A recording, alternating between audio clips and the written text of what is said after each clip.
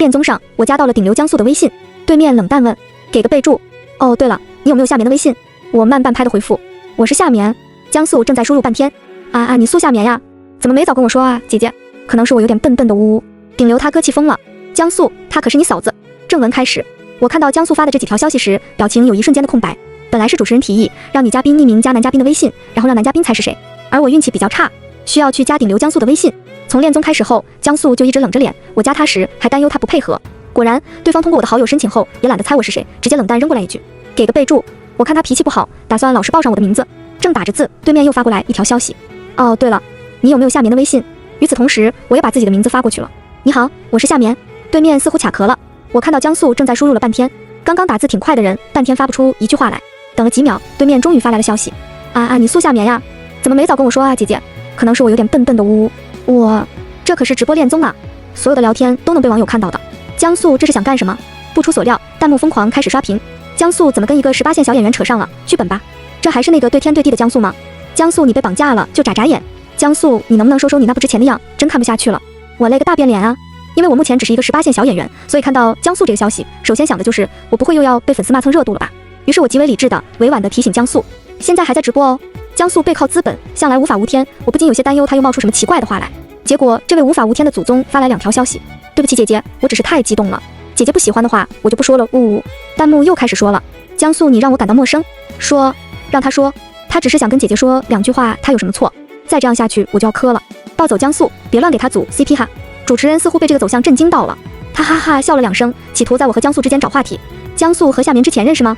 我不认识。江素认识。全场沉默下来，我面无表情地看向江素，这位桀骜不驯的顶流眨眨眼，乖巧改口，不认识。我松口气，这样应该就没人骂我蹭热度了吧？看着江素熟悉的眉眼，我默默地想，其实我俩确实认识，我是江素嫂子。江素的亲哥是江月明，因为家里老一辈的情谊，所以我一出生就跟江月明定了娃娃亲。过了3年，江素又出生了，不过他从小在国外长大，所以我跟江月明从小一起长大，算是青梅竹马。而且江月明对我挺好的，我也没排斥这个娃娃亲。跟江月明定亲之后，江素就从国外回来，并且进了娱乐圈。很快，江素就凭借自己那张脸，成功混到了圈内顶流。我其实没跟江素见过几面，跟他也不熟。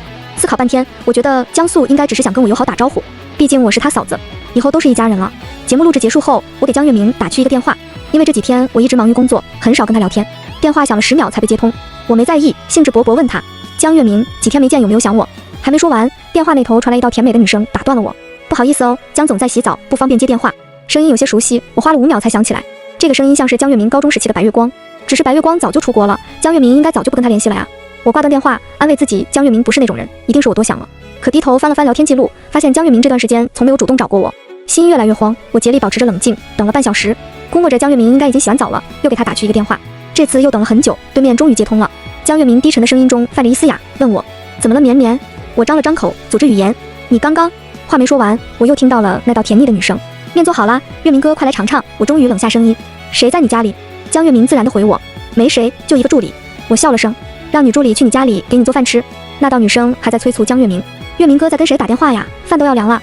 江月明似乎对我的质问有些不耐烦了，敷衍地回我，夏眠你能不能别那么敏感？我肯定会娶你进江家的，你急什么？说完他就把电话挂断了。我茫然地眨眨眼，因为小时候性格内向，很少说话，经常被人欺负，每次都是江月明挡在我前面保护我，所以得知自己跟江月明有娃娃亲的时候，我是很开心的。尽管江月明似乎没那么喜欢我，但我向来坚持，小跟班似的，从小学跟到大学。大3时，江月明终于答应了做我男朋友，对我也很好。我将站在外面，腿已经麻木，想了半天还是没想通。20年的青梅竹马情谊，还是比不过天降吗？节目还没录完，我不能赶回去当面质问江月明。动了动已经麻木的腿，我慢吞吞地往节目组订的酒店走。结果刚走2步，没注意脚下的障碍物，一不小心就直直往前跌去。我惊呼一声，刚想伸手缓冲一下，一双有力的手臂捞着我的腰，往他身前猛地一带，一股好闻的木香充盈在鼻尖。我跌进一个温暖的怀抱里，江素的手还揽在我的腰上，从背后拥着我，神色担忧。姐姐没事吧？我慌忙站直身子，跟他拉开距离，朝他道谢。他手指缓缓摩挲一下，冲我无害的笑，不客气姐姐。我不知道江素有没有听到我跟江月明的谈话，觉得有点尴尬，于是跟他道别，转身要走。江素却攥住我的手腕，他似乎有些犹豫，但还是下定决心开口。我刚刚不是故意听到你们的谈话的，你别介意。我一挑眉，你听到了多少？听了一半。没事，我不介意。本来就跟江素不熟，我心情正低落着，不想多说。他还是攥着我的手腕，小心翼翼的，担忧的问我，你是在伤心吗，嫂嫂？我终于抬眼看他。江素继续说，我哥怎么能这么对你呢？嫂嫂伤心的话，就跟我聊聊吧。他神情认真，一双眼睛温柔的盯着我，很容易让人卸下防备。今晚江月明给我的冲击太大了，我终于忍不住倾诉。我不知道他为什么变成这样了。他微微俯身，很善解人意的样子，叹口气，感觉我哥眼光不太行啊，不像我，我只觉得嫂嫂好。我吸吸鼻子，感激的看他，谢谢你安慰我。他缓缓笑起来，深邃的眼瞳注视着我，蛊惑似的，轻声说，所以跟我哥分手吧，好不好？嫂嫂。跟江素谈完话，我终于感觉心里好受一些。想到传闻说江素离经叛道，桀骜不驯，看来传闻根本不可信。他明明很体贴人意，照顾人啊。第二天醒来，我收到了一条陌生短信，夏小姐，我把月明哥照顾得很好哦。配图是江月明睡着的侧脸和十指相扣的图片。我只感觉脑袋轰的一声，终于认清了一个现实，我的未婚夫确实跟他的白月光在一起了。然而来不及伤心，经纪人的电话又打来，提醒我看热搜。我登上去一看，发现热搜榜前3都是我和江素。昨晚江素附在我耳畔说话时，被狗仔拍到发到了网上，从那个角度看去，我们倒像是在接吻，于是就有了这3条热搜。井号报，夏眠和江素深夜接吻；井号江素夏眠的恋综聊天记录；井号江素夏眠 CP 好甜。网友炸了，恋综上就感觉江素不对劲，原来他俩真谈了，一看就是借位，不信谣不传谣，我们江素独美。只有我觉得他俩很配嘛，江素眼睛都沾夏眠身上了。本来没想蹭江素流量的，没想到最后让我蹭了波大的，我彻底傻了。江素昨晚只是好心安慰我，我不想恩将仇报，于是去找他商量如何澄清。他听我说完，有些为难地看着我。我经纪人说这波热度很好，想让我们顺势炒个 CP， 你愿意吗，姐姐？我有些没反应过来。啊，他失落地垂眸。如果你觉得我会拖累你的话，那就算了，我没关系的，真的。其实我经纪人也建议我炒 CP， 毕竟我现在还是18线，但我没想到江素竟然也需要炒 CP 赚热度吗？我有些发懵，江素不是娱乐圈顶流吗？偏偏江素的神情不似作假，我开始认真考虑这件事。通过这2天的相处，我觉得江素是个很好的人，跟他炒 CP 百利而无一害，所以没多犹豫，我就答应了。他弯眼笑起来，那我们是不是应该先练习一下？我疑惑，怎么练习？他上前跟我拉近距离，先习惯一下肢体接触吧，好不好？我不太懂这些流程，只好那点头。他眼底笑意更深，上前试探性握住我的手，见我适应良好，他便轻轻将我拥在怀里。下一秒，尖锐的手机铃声忽然响起，我拿起手机一看，发现是江月明打来的。江素示意我可以接电话，于是我直接接通。江月明压抑着愤怒的声音传来，绵绵，热搜是怎么回事？你跟江素在一个节目？我忽然觉得有点累，录节目这么久，江月明竟然今天才知道我在哪个节目组，明明之前已经跟他说过，甚至是因为我上热搜了，他才关注到我。回想起我单方面追他的那几年，以及今早收到的短信，我罕见的觉得无力。江月明，我想我没义务跟你解释。他呼吸一滞，你什么意思？我深吸口气，下定决心，我们分手吧。与此同时，江素将头搁在我的颈窝，毛茸茸的头发蹭过我的脸，我被他弄得有点痒，下意识推他，痒，别弄。江月明声音更大了，谁在你旁边？江素调整了个姿势，好让我舒服的窝在他怀里。他像是没留意我跟江月明的谈话，只是一脸无辜的看着我。那这样舒服吗，姐姐？话音一落，电话那头足足安静了5秒钟，紧接着江月明气急败坏的声音传来，江素，她可是你嫂子，你他妈在干什么？我被他嗓音震得耳朵疼，啪一声把电话挂了。江月明的电话又打进来，我直接关机。再一抬眼，就看到江素满脸委屈的看着我。姐姐，我不知道哥哥为什么会这样想我，我只是想跟姐姐提前熟悉一下炒 CP 流程啊。我也觉得江月明太无理取闹了，于是宽慰的摸摸他的头，没事，不用理他。江素又弯起眼，带着笑意的嗓音传到我的耳朵里，那我们继续吧，姐姐。他几乎是紧贴着我，带着耳边的气流微微震动，让我觉得耳朵发痒。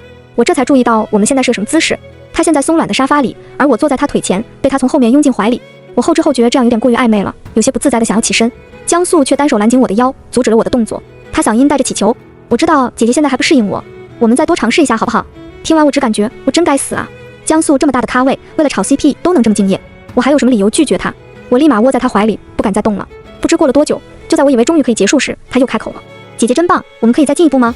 我扭头有些疑惑地看他，怎么再进一步？他倏地凑上来，鼻尖几乎碰到我的，我惊得屏住呼吸，下意识想往后躲，他却抬手不容拒绝地握着我的后颈，嗓音蛊惑，不会真亲的，放心，只是借位。呼吸交错间，我只感觉鼻尖全是他身上的木香，几乎要将我裹得密不透风。江素似乎看出我的紧张，体贴地说，可以闭眼的。我脑子一片空白，下意识跟着照做，闭上眼睛。失去视线后，其他的感官变得特别敏锐，我能感觉到江素的气息缓缓拂过鼻尖，再到下巴，再到脖颈。我还没跟人这么亲密过，身子都紧绷起来，有些受不了似的想推开他，然而还没伸手，江素就已经提前退开，跟我拉开了距离。他一副很开心的样子，刚刚辛苦你了，看到你不排斥我，我真的很开心。看他这副自然的态度，我默默为自己刚刚的想法感到愧疚，跟他保证道，没事，不辛苦，我之后会好好配合你的。于是接下来的几天，江素非但没有澄清热搜上的事情，反而在节目上敬业的跟我炒 CP。不出所料，我跟江素的 CP 热度很快上升到榜1，一时间我们的话题量节节攀升。再次见到江月明的时候，是在家族的晚宴上，一个女人挽着他的手，一身白裙亭亭玉立，这就是江月明高中时期的白月光许丽丽。江月明猝不及防跟我撞上视线，挽着许丽丽的手僵了僵，我面无表情的移开视线。20年的情谊说断就断，心里还是很不好受的，于是躲在宴会角落里默默喝酒。后来身体越来越热，等意识到这酒不干净时，已经晚了。我忍着不舒服，趁还有理智，拿着房卡打算去楼上的房间。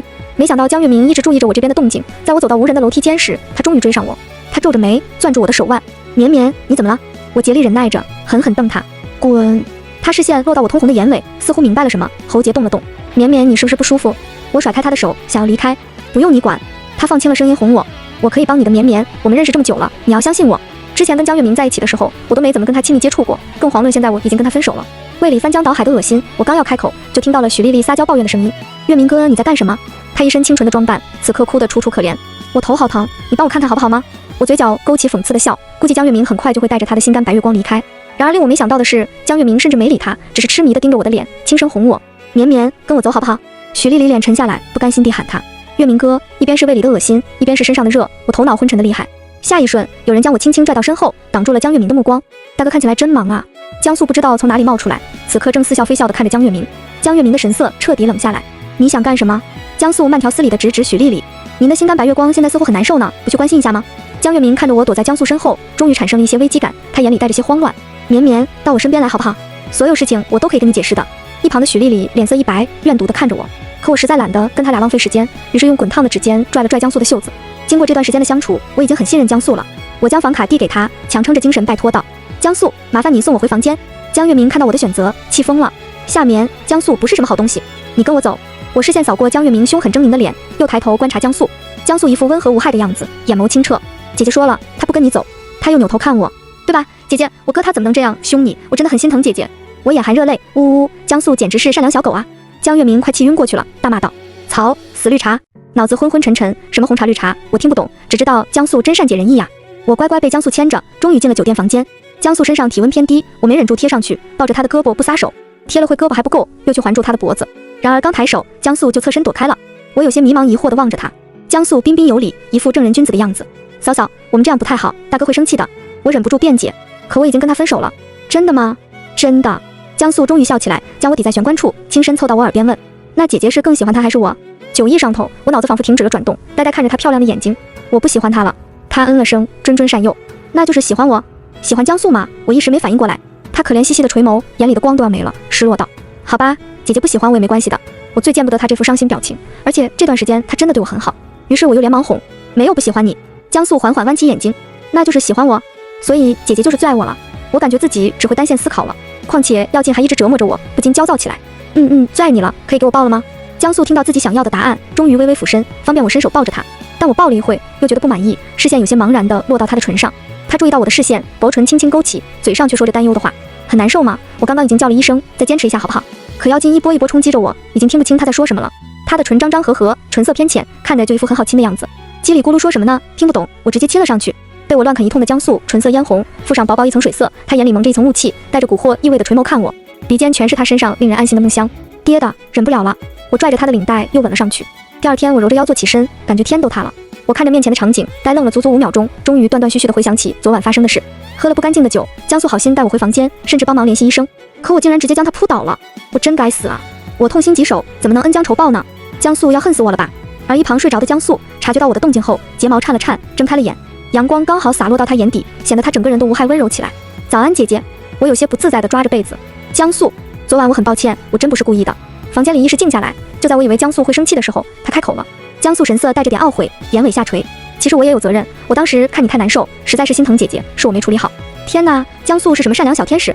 他甚至怕我愧疚，把责任都揽到自己身上。呜呜，我心里更愧疚了，握住他的手坚定问：说吧，你要什么补偿，多少钱都可以。而且你放心，我不会把这件事情说出去的。江素似乎有一瞬间的沉默，他嗓音染上委屈：姐姐，你昨晚可不是这么说的。我怎么会是为了钱呢？我只好顺着他哄。那你想要什么呢？我想要什么，你都能给吗？当然，只要我能给得起。他嗓音放轻，直勾勾地看着我。那姐姐别跟江家退亲行不行？把联姻对象换成我吧，姐姐。我眼皮一跳，万万没想到会是这个要求。一个猜想在我脑海里一闪而过，快得几乎抓不住。我有些犹豫地问他，为什么想跟我联姻？江素观察着我的神情，眸色闪了闪，苦恼倒是这样的，因为我想跟大哥争家产。如果你能跟我联姻的话，我成功的概率会更大。不过你放心，事成之后，姐姐想离开我也可以的。我想了想，这似乎对我来说没什么影响。家里老一辈想联姻，可以亲上加亲，而我想要退婚，必然会遭到一些人阻拦，不如将对象换成江素，这样更容易一些。我点点头，坚定道：好，我答应你。江素笑起来：姐姐对我真好，谢谢姐姐。我被她笑得晃眼，恍惚间反应过来，不对呀，我家也没啥经济实力呀，并不能给她提供什么帮助吧。之前我跟江月明定好了订婚日期，没想到订婚日期没变，订婚对象换成了江素。我不知道江素是怎么跟江家谈判的，他只是告诉我可以如期举办订婚宴。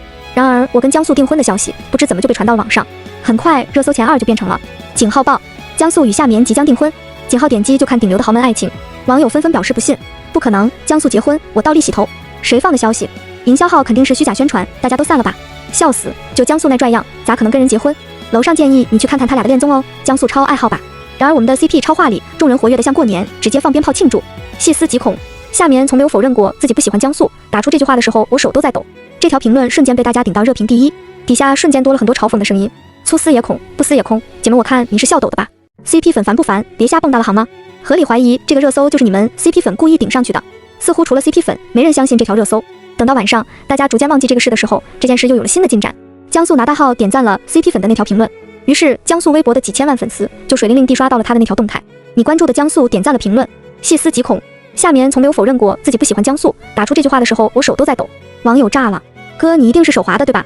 绝对不是手滑，江素肯定超爱，我看谁还敢喷我们 CP 粉。于是我跟江素订婚的消息热度瞬间更上一层楼，我收到经纪人消息时，事态已经演变成这种无法挽回的境地了，这下天真的塌了，江素也真是的，怎么这都能手滑点赞啊？现在热度已经非常高了，我还是决定亲自去找他问问。到他家后一见面我就紧张地问他，江素你是不是手滑点赞了？要不要出面澄清一下？他神色抱歉，对不起姐姐，给你造成困扰了。我摇摇头安慰他，我倒没什么，主要是你需不需要我帮忙澄清？如果姐姐不介意的话，那就不澄清了。啊，不澄清吗？他点头有理有据的样子。就算现在澄清，我们订婚那天也会被媒体报道的，瞒不住。我那点头，好吧。也不知道是谁把我们订婚的消息提前放出来了，又让我心惊胆战一场。江素身形僵了僵，不动声色地转移话题。对了姐姐，我不知道订婚的戴哪条领带，可以帮我选一下吗？我成功转移注意力，点点头，可以啊，我帮你选。他拿出几条，放眼看去全是手工高定，我挑挑拣拣选出一条喜欢的，就这个吧，这个最好看。他温和笑起来，礼貌道，可以帮我戴上吗？我不疑有他，直接捏着领带绕过他的脖子，有点不熟练的给他系上，低头捣鼓了半天，终于系好了一个歪歪扭扭的领带。我有点不好意思，抬头看他，结果刚好撞上他垂眸看我的视线，刚刚注意力全在领结上，现在才猛然惊觉自己离江素有点太近了，他只要微微抬手就能将我抱在怀里。江素眼尾轻轻上挑，像是能勾人，就这么直直看着我，一张脸漂亮到近乎锋利。我心跳不自觉加快，被他深邃的眼眸吸引，一时忘记了跟他拉开距离，直到他开口，嗓音染上几分真心实意的愉悦，记得非常好，辛苦姐姐了。此刻我们就好像一对相爱的伴侣，紧张又期待的为婚礼做准备。我被自己这个想法吓了一跳，猛地与他拉开距离，感觉整个人都不自在起来，心跳剧烈的跳动着，我不敢再看他的眼睛，心底似乎有什么正在失控。订婚宴如期到来，因为网上的爆料，所以在这一天的现场外面蹲了一群记者。本来还有人将信将疑，直到我和江素盛装出现在镜头下时，热搜彻底爆了。但我现在没有精力去关注网上那些记者被拦到场外，宴会厅里一切的流程都在顺利进行，所有的流程规划都是江素一手操办的，场内处处布置得非常精致，都是按我喜好来的。交换戒指时，我恍惚间还以为这是正式的婚礼，直到大部分的流程走完，我走到休息室，刚要松口气，门就猛地被砸开了。来人正是几天没见的江月明，他似乎刚从什么地方风尘仆仆地赶来，进来就拽起我的手，绵绵，我带你走。我感到莫名其妙，甩开他的手。江月明，你发什么神经？他神色疲倦，眼里带着慌乱痛苦。绵绵，我知道错了，我还是最爱你的，我们和好吧。你不能跟江素订婚，他就是个疯子。我尝试各种方法想见你，都被他阻拦了。我冷冷看着他，我本来就不想见你。江月明死死拽住我，向我陈述，他一回国就开始架空我在江家的势力，为了防止我联系你，甚至将我关起来。江月明说的话完全超出了我对江素的认知。我理智点评，不信你就是想挑拨离间。他额头青筋跳了跳，放出最后的重磅炸弹。他早就没安好心，进娱乐圈都是为了你。我骗哥们可以，别把自己也骗了。他怕我不信，继续说，那个疯子是怎么骗你跟他订婚的？我皱眉没说话。江月明嗤笑一声，是不是装可怜说需要你家的帮助？他在这之前早就控股了我家的集团，他需要各批的帮助。江素就是个疯子，你跟着他不会有好下场的。江月明的神情不似作假，我现在震惊中久久不能回神，思绪一团乱麻，还没等我理清楚，熟悉的声音就传了过来。大哥对我未婚妻说什么呢？是嫌我关你的时间不够长？我心头一跳，略显慌乱地朝江素看去。江月明甚至没来得及开口，就被一众保镖拖下去带走了。休息室的门被关上，屋子里只剩下我和江素两人。他注意到我的紧绷，身形僵了僵，又很快恢复从容。姐姐有什么疑问，我都可以解释的。我深吸口气，问他为什么骗我说跟我订婚只是想要我家的帮助。他张了张口，一时没回答。我就继续问，你是为了我才进娱乐圈的？越说越心惊。那我们的订婚日期被爆料出来也是你干的？他站在原地，一副默认的态度。所有的假象骤然被打破，露出显而易见的真相。那你是什么时候喜欢上我的？5年前在家宴上看到你就喜欢上了，只是你那时候跟江月明有娃娃亲。我感觉脑海一片空白，心跳越来越快，板着脸看他。然而没等我酝酿好情绪，我就听到了一声带着哭腔的气音，姐姐。他眼尾薄红一片，睫毛颤抖着，无助又小心翼翼。我只是太喜欢你了，没有要害你的意思，别生气好不好？你打我骂我都好，只要能消气，我绝不还手。说完，眼泪吧嗒一下就落下来。哎，我无奈，伸手给他擦眼泪。你别哭啊！我没想到会把人惹哭，心底那点火苗瞬间被他的眼泪浇没了。只能拿着纸巾不自在地歪头看他。真哭了。话音一落，江素眼泪掉得更凶了。我赶紧手忙脚乱地给他擦。他像是犯错被抓的小狗，眼睛湿润又无害，低着头。我知道错了，以后不骗姐姐了。见识过他掌控江氏集团的手段后，我当然不会再被他无害的外表欺骗了。我有自己的节奏。看着他现在委屈的样子，我不禁有些好笑，上前抱住他。他似乎没料到我这个动作，小狗眼泪也不掉了，小心翼翼地喊我姐姐。我直接踮脚凑上去亲亲他。好了，我不生你气了。江素在短暂的争论过后，眼里溢出真心实意的惊喜，微微俯身，湿漉漉地看我。那再亲一下好不好？我刚点头，他便握着我的后颈，深深地吻上来。不知过了多久，缺氧的感觉让我脑袋晕晕乎乎的，他终于放开了我。江素得寸进尺地试探道：那姐姐，我们现在就公开吧。我没反应过来。啊，他似乎又要掉眼泪了。你不想给我一个名分？其实我一直走的演员流，公开恋爱情况并不会对我产生太大影响，而江素也不在乎这些，本来他粉丝都要担心他寡一辈子了。于是订婚的当天晚上，就在我们订婚消息传得沸沸扬扬时，我们又一起发了微博：江素，下面要永远跟姐姐在一起。我回复：永远在一起。发出之后，微博险些瘫痪，热评第一，妈妈，我磕的 CP 成真了。网友纷纷留言：呦，永远跟姐姐在一起。啊，江素这臭脾气真能谈上恋爱啊！我靠，好甜，这是什么高颜值组合？祝99。我没忍住回复那条评论，江素明明脾气很好啊。网友受不了了，夏眠姐，求求你快睁眼看世界啊！呵呵，一看就知道是江素那小子装的，懒得喷。谢邀 CP 粉已经被甜晕了。后来江素渐渐退出娱乐圈，回去当他的总裁，而我继续我的演艺事业，斩获各大奖项。而我们的 CP 粉超话依旧常年占据榜1，每天都能找到新的堂科。主要江素确实太粘人了，探班他要来，逛街要一起，甚至我出差他也要跟着一起。随手一张路透照，里面绝对有江素入镜，以至于网友戏称江素虽然退圈，但又好像没退。一切都在变好，只是有一点很令我烦恼，江素一哭我就会心软。于是在每日的夜里，我被磨得受不了，踹他让他滚下去，他就会啪嗒掉眼泪。别赶我好不好，我只是太爱姐姐了，实在控制不住。每次被他央求着哄着，答应他一次又一次。疲惫的睡去之前，我又听到他问我爱你，最爱你了。他终于满意，低头吻过我的嘴角。我也爱你，往后岁岁年年都会一直爱你。全文完。